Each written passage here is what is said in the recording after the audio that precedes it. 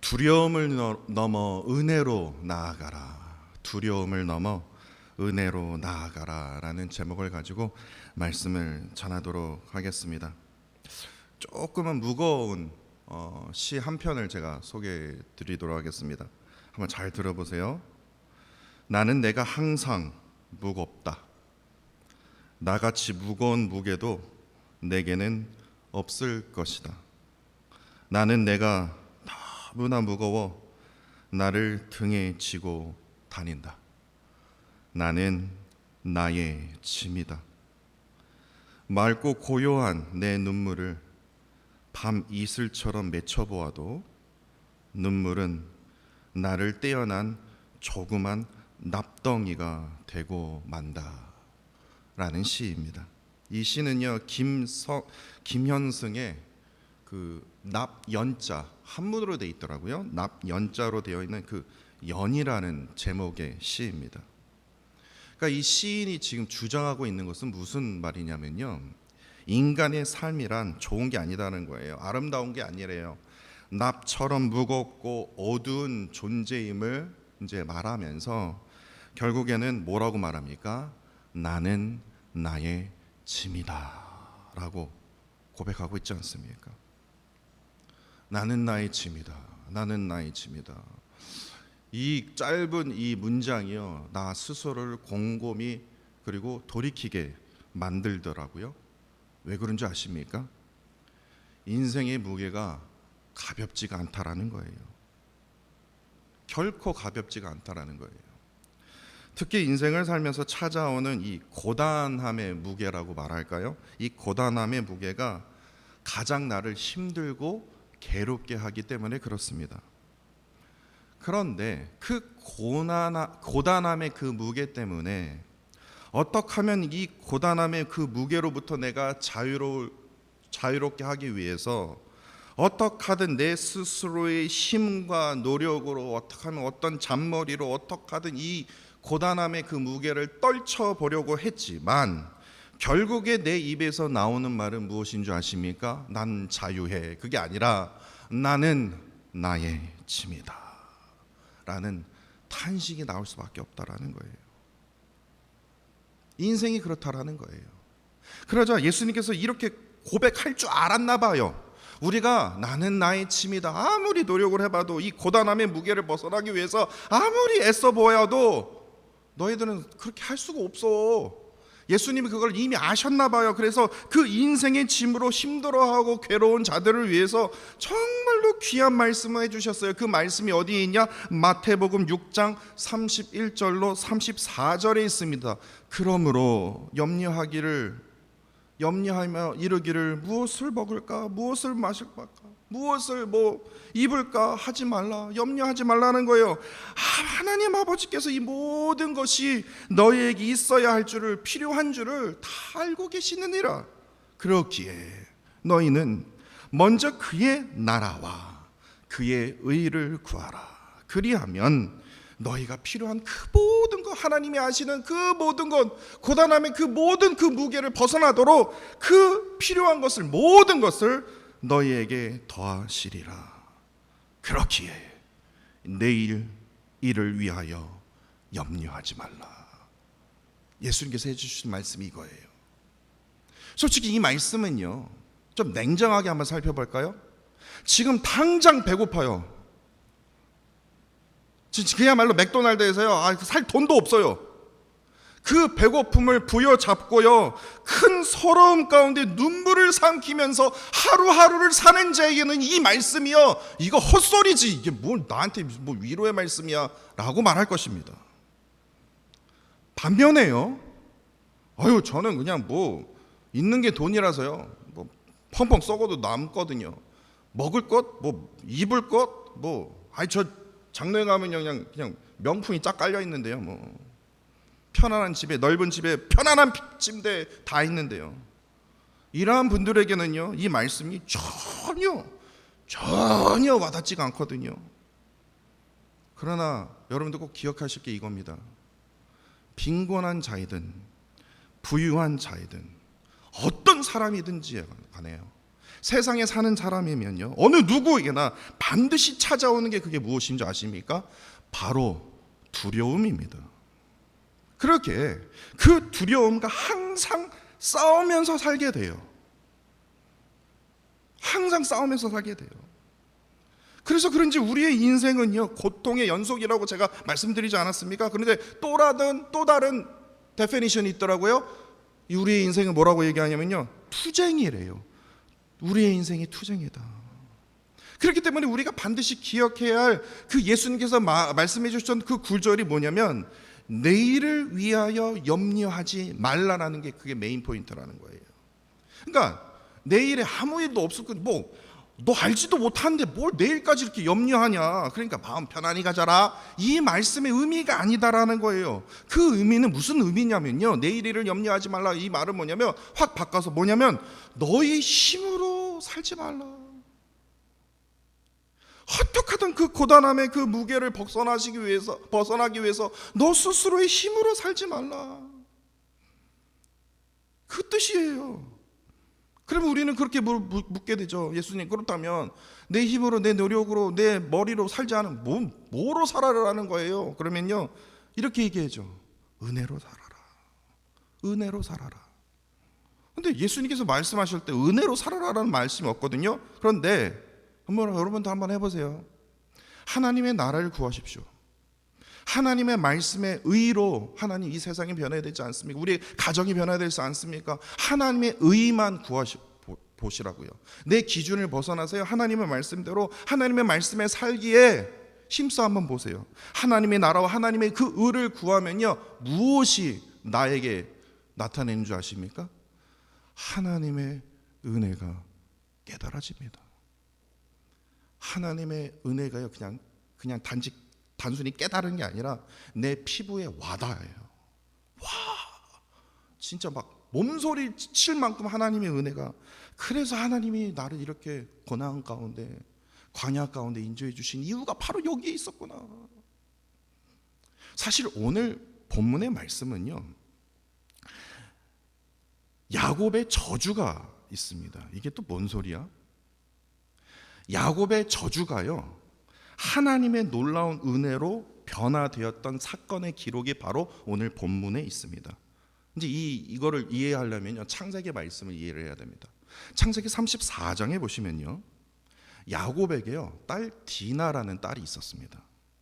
근데 가나안 땅에, 이 세겜이라는 땅에 살고 있었는데, 이 가나안 땅에 살고 있었는데, 이 히위 족속 중에요, 이 가나안 땅의 족속 중에 이 하몰의 아들 세겜이 있었습니다.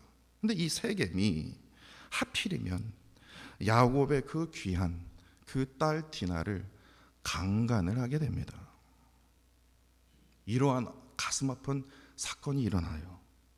그때 막 분노하면서, 분노로 하여금 그 분노의 칼을 갈고 있었던 두 명의 야곱의 아들이 있었습니다. 그 아들이 누구냐? 바로 시므온, 둘째 아들 시므온과 그리고 셋째 레위, 오늘 본문의 레위 자손 레이였습니다.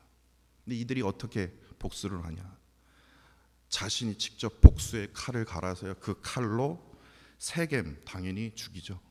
그리고 이것도 부족하다, 세겜의 아버지 하몰까지 죽이게 됩니다. 이것도 부족하다, 이 하몰의 가문을 완전히 없애버려야 된다. 그래서요, 하몰의 모든 재물과 자녀와 아들을요 사로잡아 버립니다. 그러니까 하몰의 가문이 완전히 사라져버려, 이 땅에, 가나안 땅에 안전이 없어지도록 아주 잔인한 복수를 이제 이 두 명이, 시므온과 레이가요, 벌이게 되죠. 야곱이요, 그걸 나중에 알게 된 거예요. 그래서 진짜 그 세겜에서요 벗어나서 베델로 지금 당장 도망가게 생긴 거예요. 야곱이요, 큰 충격과 분노로 이 시므온과 레이에게 왜 이렇게 잔인하게 복수했느냐 막 다그치자 이들이 말대꾸를 합니다. 근데 그 말대꾸가요, 성경에 기록이 되어 있어요. 창세기 34장 31절에요 이렇게 기록하고 있습니다. 그들이 이르되, 그 세겜이, 죽은 세겜이 우리 누이를 창녀같이 대우함이 지금 이게 맞다고 생각하십니까, 아버지요? 근데 그 다음에 아무 말이 없어요. 그리고 야곱의 가족이 그 35장에 보니까요, 베델로 빨리 도망갑니다. 왜냐면요, 이 사건이 일어나는 바람에 가나안 땅의 모든 족속들이 일어나서 이거 어떻게 이런 짓을 벌여가면서 막 죽이려고 했거든요. 끝까지 시므온과 레이는요, 잘못을 인정하지 않았어요. 그런데 어떻게 된 줄 아십니까? 야곱이 시간이 지나서요, 세상을 떠나기 전에 이 사건을 야곱이 절대로 잊지 않았나 봅니다. 세상을 떠나기 전에 이제 아들들에게 이제 마지막 말을 하게 되는데, 축복의 말을 해주면 얼마나 좋습니까? 근데 저주의 말을 하는 거예요. 창세기 49장 7절 말씀에 이렇게 기록이 되어 있습니다. 제가 이해를 돕기 위해서 새 번역 성경을 읽어드릴게요. 창세기 49장 7절입니다. 그 노여움이 혹독하고 그 분노가 맹렬하니 너희들은 저주를 받을 것이다. 어떤 저주냐? 그들은 야곱 자손 사이에 분산시키고 이스라엘 백성 사이에 완전히 흩어버릴 것이다. 이게 무슨 뜻이냐면요, 너희들은 절대로 내 기업, 내 유업, 내 재산 받지 못할 것이다. 이러한 징계의 저주를 내리게 됩니다. 그런데요, 말이니까 그래도 그냥 말은 뭐 세월이 지나면 뭐 그냥 없어지겠지. 그러한 저주 그냥 뭐 그러한 분노함에 그냥 하신 말씀이겠지 했는데, 그 저주가요 그대로 이어집니다. 여호수아서 19장 51절, 여호수아서 19장 51절을 하반절에 보시면요, 분명히 이렇게 기록해 있습니다. 여호수아가요 모든 지파들에게 땅 나누는 일을 마쳤더라, 이렇게 돼 있어요. 땅 나누는 일 끝났어요. 다 가나안 땅 다 나눠줬어요. 그런데 오늘 본문에 보세요, 아직 안 끝났어요. 이상하지 않습니까? 1절과 2절을 보시면요, 아직까지도 유업을 받지 못했던, 그래서 그 두려움 가운데 이 새로운 땅에서 어떻게 살아라는 거야. 누가요? 레위 자손들이요. 레위 자손이 직접 나서서 이렇게 말합니다. 우리가 거주할 성읍들과 가축을 위한 목초지를 좀 주시면 안 됩니까? 그 말을요, 여호수아 앞에 한 것이 아니라 제사장 앞에서, 여호수아 앞에서, 이스라엘 자손의 모든 지파의 족장들 앞에서요 지금 요구하고 있는 게 아니라, 솔직히 말하면 이거는 구걸하고 있습니다. 지금 이미 다 끝났다니까 뭘 또 끝난 일을 뭘 얘기를 해. 없으면 없는 거지, 못 받으면 못 받은 거지, 이거예요. 여호수아가 분명 그렇게 얘기할 것 같으니까 뭐예요? 제사장과 이스라엘 자손 모든 지파들의 족장들을 다 불러서요 이렇게 구걸하고 있는 거예요. 아니, 생각을 해보세요. 이 낯선 가나안 땅에서요 먹고는 살아야 되지 않습니까? 근데 다른 지파들은 다 땅을 받았는데 우리만 지금 받지 못한 상황입니다. 그 두려움이 있는 거예요. 그래서 지금 뭐예요? 구걸하고 있는 거예요. 그런데 하나님께서요 이들의 구걸을요 어떻게 합니까? 이들의 저주를 하나님의 놀라운 은혜로 바꾸어 주십니다. 야곱에게 이제 저주를 받았던 레위 지파에게 하나님께서는 이미 아시고 이들에게 이미 맡을 일과 해야 할 일, 정말 특별한 일을 그에게, 그 레위 지파에게 주셨어요. 민수기 18장 4절에 보시면요, 레위는 너와, 이건 아론에게 한 말입니다. 너와 아론과 합동하여 장막의 모든 일과 회막의 그 직무를 다할 것이요 다른 사람은 너희에게 가까이 하지 못할 것이라. 그러니까 레위 지파만요 하나님을 섬기는, 하나님의 그 백성이 만나는 그 장소인 그 성막을 위한 모든 일을 누구에게 맡겼어요? 레위 지파에게요. 그렇게 이들의 사명은요 성막에서 하나님을 섬기는 일, 그들에게 최고의 우선순위였고 사명이었고 아주 중요한 뭐예요? 임무였다라는 거예요. 그래서 하나님께서 이 레위 지파가 맡을 일과 해야 할 일들을 새로운 가나안 땅에서도 계속 이어갈 수 있도록 그들에게 성읍을 하나님께서 허락해 주셨다라는 거예요. 그 기록이 바로 오늘 본문 4절과 5절에요. 그핫은요 바로 레이의 둘째 아들입니다. 근데 그핫은요 그의 자손들은 아론과 모세가 그의 할아버지였습니다. 그렇기 때문에 이들은요 제사장의 직분을 이미 맡고 있었기 때문에 이들에게 몇 개의 성읍을 주었다고 성경은 기록하고 있습니까? 13개의 성읍이요. 13개의 성읍은요, 그냥 다른 각 지파에서 그냥 얻은 거예요. 제비 뽑아서 얻은 거예요. 그리고 나머지 이제 아론과 모세, 거기에 자손들은 13개, 그리고 나머지 그와 자손들은요, 성막의 기구를 보호하고 임무, 그거 운반하는 일을 이미 맡고 있었거든요. 그래서 10개의 성읍, 그래서 그하 자손, 총 그하 자손에게는 총 23개의 성읍을 하나님께서 허락해 주신 거예요. 이미 다 끝난 일인데도요, 뒤늦게요. 6절에요, 게르손이 나오지 않습니까? 게르손은요, 레이의 장남입니다. 게르손 자손은요, 어떤 일을 하고 있었냐면요, 성전 곳간을 관리하는 임무를 맡고 있었어요. 그래서 그것을 계속 맡아왔기에 계속해서 그 일을 수행할 수 있도록 총 13개의 성읍을 받도록 인도해 주십니다. 그리고 7절에 무랄리는요, 레이의 셋째 아들로, 이 무랄리 자손은요, 성막의 구조물을 이제 관리하고 운반하는 일을 이미 맡고 있었는데 총 12개의 성읍을 받게 됐다라는 거예요. 그러니까 결국에 아버지의 저주대로 이들은 전국에 흩어져 있죠. 성읍이 여기 흩어져 있는데 다른 지파들은 같이 모여서 살고 있는데 레이 지파만 여러 가지 성읍에 따라서 흩어져서, 왜냐? 야곱의 저주대로요. 아버지 야곱의 저주대로. 그런데 하나님께서는 그 흩어진 레이 자손이 뭐예요? 각 지파들의 그 성읍에서 어떻게 해요? 하나님을 섬기는 그 은혜를 베풀어 주셨다라는 거예요. 그렇다면 궁금하지 않습니까? 레이가 받았던 그 성읍들은 그러면 레이 걸까요? 레이 자손들 걸까요? 그들이 받은 성읍은요, 그들의 소유가 아니었습니다. 그냥 그 성읍에서 뭐예요? 거주하는 것만 허용됐어요. 그리고 목축지를 이제 막 달라고 했잖아요. 그것도 엄격한 규정에 의해서 관리가 되었다라는 거예요.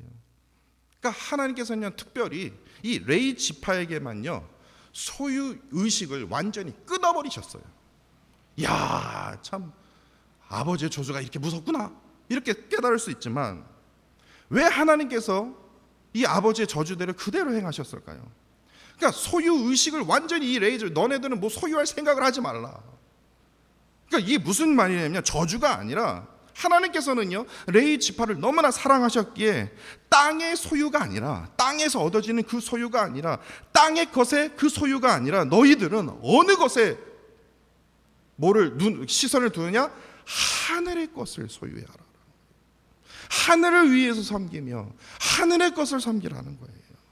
이를 통해서 그 영원한 하늘의 것을 소유하는 특별한 거룩한 구별된 레위 지파가 되도록 하나님께서 이들을요, 성막을 섬기는 아주 중요한 사명을 주셨다라는 겁니다. 저는요, 매주 설교하는 목사입니다. 매주 설교하는 그 목사인 저는요, 저의 마음속에 거의 한 90%요, 많으면 80에서 90%요. 예. 적어도 80%입니다. 80%에서 90%가 제 마음속에 뭐가 있는 줄 아십니까? 당연히 은혜 아닙니까? 저도 그렇게 얘기했으면 좋겠어요. 근데 제가 그렇게 얘기하면 저는 거짓말쟁이가 됩니다. 제 마음속에는요, 매주마다 제가 뭐 진아 씨한테도 제가 얘기했지만 90%가 제가 뭐가 있냐면 두려움이 있습니다. 두려움이요. 진짜 저 솔직한 마음입니다. 두려움이요. 정말로 아무것도 아닌 것처럼 보이는 이 강단, 뭐 거룩하게 생긴 것도 아니고 뭐 그냥 나무로 만든 강단 아닙니까? 이 강단에요, 이 딱 지금 뭐예요? 한 4걸음이요? 4걸음 오르는 거요? 이거 아무것도 아니에요.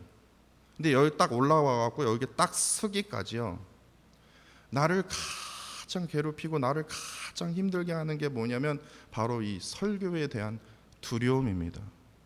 나는 그렇게 살지도 못하는데, 아직까지도 그렇게 살지 못해서 지금 막 그냥 아둥바둥하면서 이러고 살고 있는데, 왜 성도들에게 이런 이 연약한 자가 어떻게 성도들한테 사랑하십시오, 용서하십시오, 이렇게 이겨내십시오, 두려워하지 마십시오. 나도 두려워하고 있는데 이게 양심상 저도 너무나 괴로운 거예요. 플러스 설교 준비까지도요. 저는 이 두려움이요, 매주마다 고통받고 있는 진짜 참으로 연약하고 말도 안 되는 그런 목사임에도 불구하고도 하나님께서는요, 어김없이 저를요, 이 강단에 세워주십니다. 이 강단에 서기까지요, 저에게 공황장애도 찾아왔습니다. 이 강단에 서기까지 저에게 코로나도 찾아왔습니다.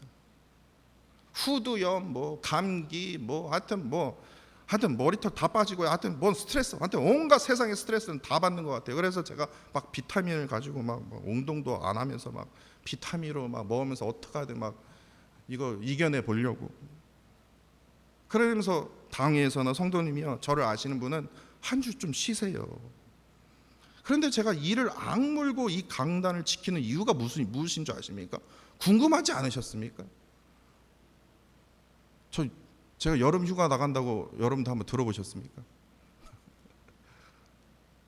아마도 목사님이 아이가 3명이잖아. 먹고는 살아야지. 아이고, 참 열심히 사시네. 투잡 잡으면서 열심히 사시네. 먹고 살기 위해서요. 네. 저를 아시는 분은요, 절대로 그런 말 못합니다. 먹고 살기 위해서가 아닙니다. 아니면 목사님은 항상 이 성경을 앞에서 이렇게 가르치시는 거, 그리고 이 성경에 대한 이 지식을 자랑하는 게 좋아서요. 전혀요. 이 루이빌 교회 목사 자리를 어떻게든 끝까지 지키기 위해서 누가 내 자리를 뺏으면 안 되지. 이 자리를 끝까지 소유하는 게 제가 너무나 행복해서요, 좋아서가 아니다라는 거예요. 이 강단에 서기까지요, 설교하기까지, 이 설교를 준비하기까지 나 자신을 가장 괴롭히고 힘들게 하는 그 두려움에도, 그럼에도 불구하고도 이 강단을 끝까지 지킬 수 있었던 것은 뭐냐면, 이 두려움 가운데 하나님의 말씀을 묵상하게 되면요, 무엇이 저에게 온 줄 아십니까? 내가 생각하지 못했던 하나님의 그 은혜가 나를 만져요. 제가 스스로 막 미친 사람처럼요, 준비하면서 타이핑하면서 막 눈물을 흘리면서 제가 막 설교를 준비할 때가 많아요. 내가 왜 그래야 되지? 그 준비한 말씀을 가지고 토요 새벽에 딱 섰는데요, 딱 한 명 앉아 있어요. 그런데도요, 저는 절대로 실망하지 않습니다. 왜냐? 이미 나는 은혜를 받았기 때문에 너무 기쁜 거예요. 그리고 월요일만 되면, 주일 저녁만 되면 또 두려움 가운데 이거 어떻게 또 준비해야 되는 거야. 그런데요, 목요일 금요일만 되면요, 또 이제 막 에너지가 막 왜? 하나님의 은혜가, 하나님의 그 부르심, 진짜 그 하늘의 그 영원한 것을요, 저는 누구에게 놓치고 싶지 않더라고요. 그래서 저는 끝까지 이 자리를 지키고 싶은 겁니다. 앞서 말씀드렸듯이 어느 누구에게나, 빈곤한 자이든 다 있는 자이든 빈곤하지 않는 자이든 누구나 찾아오는 게 뭐라고요? 두려움이라고 제가 말씀드렸죠. 그런데 제가 곰곰이 생각해 봤어요. 왜 두려움을 느끼게 되지? 그 원인이 참으로 많지 않습니까? 근데 저 스스로의 기준으로 한번 생각을 해봤어요. 두려움에 두는 이유, 왜냐? 땅에서의 소유가 가장 중요하다고 생각하기 때문에 그래요. 하늘에서의 소유를 바라보지 않고 땅에서의 소유요. 그런데 땅에서의 소유? 그러면 그 땅에서의 소유 때문에 나타나는 그 두려움을 4가지로 표현할 수 있더라고요. 저 스스로 이렇게 해석을 해봤습니다. 첫 번째, 땅에서의 소유를 가진 자는요, 어떠한 두려움이 찾아오면요, 잃어버릴까봐 하는 두려움이 찾아옵니다. 그렇지 않습니까? 사람이 무엇이든지 뭐를 소유하게 되면요, 그것을 잃어버릴까봐 두려워해요. 예를 들어서 재산을 잃어버릴까봐, 건강을 잃어버릴까봐, 직업을 잃어버릴까봐. 제가 수학을 가르치는데요, AI가 딱 나타나고요, 와, AI가 막 수학을 가르치는데요, 제가 나 잘리는 거 아니야, 두려움이 생기더라고요. 가족이요. 한번 생각해 보세요. 내가 가장 소중하게 여겼던 것을 잃어버릴까봐, 이거 문 닫는 거 아니야? 이거 사건 일어나는 거 아니야? 그러한 가능성에 대한 뭐예요? 두려움이 생길 수 있다는 거예요. 두 번째 두려움은 뭡니까? 제가 저 스스로의 기준입니다. 여러분들은 공감하실 수도 있고 공감 안 할 수도 있는 겁니다. 책임에 대한 두려움입니다. 소유는요 반드시 뭐가 동반이 됩니까? 책임이요. 책임이 없다는 것은 소유할 자격이 안 된다고 저는 생각합니다. 땅에서 무언가를 소유하게 되면 그것을 유지하고 관리하는 그 책임이 따라오기에 이로부터 뭔가 기쁨이 옵니까? 아닙니다. 스트레스예요. 아이고 또 청소해야 되네, 또 관리해야 되네, 또 봐야 되네. 그 스트레스와 두려움이 생기다라는 거예요. 예를 들어서 큰 집을 소유하게 되면 뭐예요? 그 집을 유지하는 비용과 관리가 엄청나다라는 거예요. 세 번째, 다른 사람과의 비교에서 오는 두려움이에요. 소유물은요 종종 어떻게 되는 줄 아십니까? 항상 다른 사람과 비교하게 됩니다. 비교하게 돼서 어떻게 돼요? 열등감이 생기거나 경쟁하게 돼요. 내가 남보다 뒤칠까 봐 그 두려움을 느낄 수 있다는 거예요. 사회적으로나 경제적으로나 높은 위치에 있으면 있을수록 이러한 비교의 그 두려움은요 엄청나게 크게 다가온다라는 거 공감하십니까? 마지막 두려움이 뭔지 아십니까? 변화에 대한 두려움입니다. 소유는요 변화를 거부하게 됩니다. 지금도 좋은데 뭘 변화를 해? 뭔 개혁을 해? 새로운 것을 시도하거나 모험하는 것 대신 지금 소유하는 것만 그냥 안전하게 유지하는 게 최고야. 그러한 경향을 가지게 된다라는 거예요. 소유가 그래요. 변화에 대한 두려움을 우리가 느끼게 된다라는 거예요. 그런데 한번 생각해 보세요. 두려움은 나쁜 게 아니에요. 인간이라면요, 저는 두려움을 한 번도 느껴본 적이 없습니다. 그건 인간이 아니에요. 두려움은요 인간의 자연스러운 뭡니까? 감정입니다. 그렇기 때문에 그 두려움을 잘 다룰 줄 알아야 된다라는 거예요. 중요한 것이 그 두려움을 내가 어떻게 인식하고 있고 그것을 그 두려움이 나에게 닥쳐올 때 어떻게 대처하고 있느냐, 이게 중요하다라는 거예요. 근데 그 두려움을 극복하기 위해서는 뭐예요? 땅에서의 소유보다는 뭐예요? 하늘에서의 소유를 먼저 바라보야만이 내 안에 그 두려움을 던져낼 수 있다라는 거예요. 왜냐? 땅에서의 모든 소유는요 금방 썩어질 것입니다. 내가 그만큼 믿었던 아들, 뭐라고 얘기해요? 세상에 제일 소용없는 애가 누구예요? 아들이다라고 얘기하지 않습니까? 남편이요? 그냥 웃고 넘어갈게요. 나보다 먼저 세상을 떠날 수도 있어요. 세상의 모든 것들은요 금방 썩어질 것이기에 뭐예요? 일시적입니다. 그래도 50년 같이 살아서 50년도 일시적이에요. 평생 살아야죠. 근데 평생 사는 사람이 있냐고요? 불확실해요. 남편을 믿을 수 있냐고요? 항상 불확실하다라는 거예요. 그러나 하늘에서의 소유는 어떻습니까? 영원합니다. 변하지가 않아요. 하늘에서의 그 소유를 추구하는 사람은 앞서 말씀드렸듯이 하나님의 나라와 하나님의 의를 구하는 자입니다. 그렇기 때문에 세상의 모든 염려와 두려움과 걱정과 모든 것이 하여튼 더러운 것들 다 찾아온다 할지라도 뭐예요? 우리가 평안 가운데, 기쁨 가운데, 행복 가운데 우리가 살아갈 수 있는 것은 뭐가 찾아와요? 하나님의 은혜가요. 하나님의 은혜가요. 세상은 하나같이 이렇게 말할 겁니다. 야, 누구나 다 받을 수 있는 거, 땅에서의 유업도 그 기업도 받지 못한 이 두려움 가운데 살고 있는 이 레위 자손들 참 불쌍하다. 아버지 잘못 만나서 야, 참 진짜 불쌍하다. 하나같이 그렇게 불쌍하다고 여길 것입니다.